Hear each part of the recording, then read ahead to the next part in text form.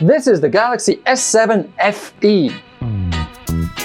This guy is meant to take the place of a notebook and a laptop at the same time. It was launched in June 2021. It uses Samsung's S Pen and it has a keyboard support through these little pins on the bottom.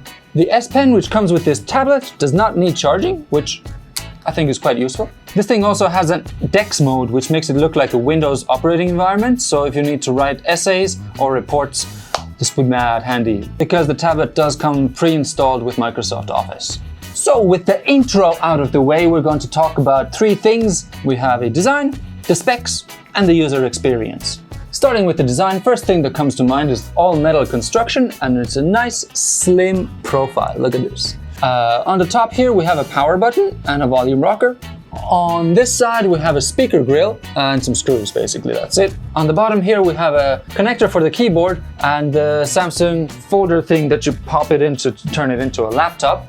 On this side we have a USB port and another speaker grill, and going back around to the top, this is where you put your SIM card because this tab is also 5G capable, so you can get your fast connections when that thing eventually comes out. One thing I dig about this tablet are these bezels. They are quite thin, but at the same time they're thick enough so that you can hold it with one hand and you're not actually touching any of the screen.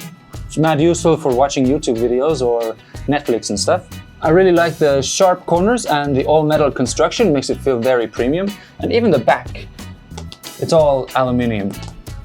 So on the top of this tab is a magnet to put your S Pen. It's a bit finicky to get in the right spot, it's where it sticks. It takes a bit of practice, but you can get it.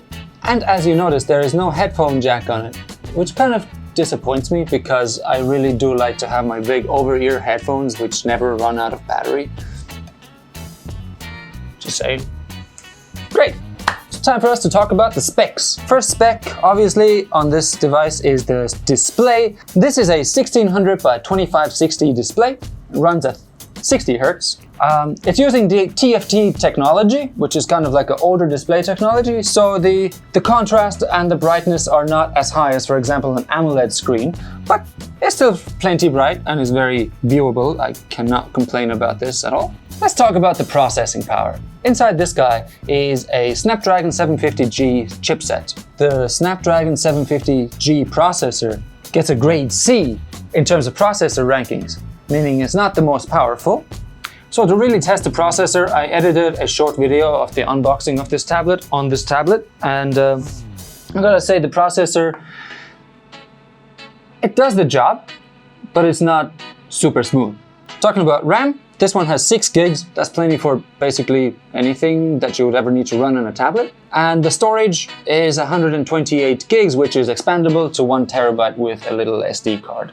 The rear camera is an 8 megapixel camera. It can do 1080p video in 30 frames per second. So it's raining outside today, so here's a video of my cat, so you can see how the video looks like from the camera. And here's a picture of the same cat doing cat things. Whatever cats do, sleep like 20 hours a day.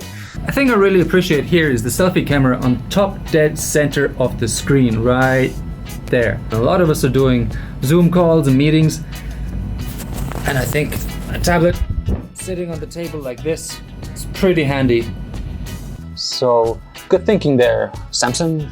Second last spec, inside here is a 10,090 milliamp hour battery, which gives it enough power to use for a full day, and it'll charge in about 3 hours. Last spec I want to talk about is these dual speakers here, which I'm actually really impressed by. They're made by AKG. They use Dolby Atmos technology. Basically, it sounds like this. Where are you from? Reproductive technology efforts here for both men and women. They want to prove that we can procreate here on Earth. Excuse me, shivers, man. Shivers. Oh, so many shivers.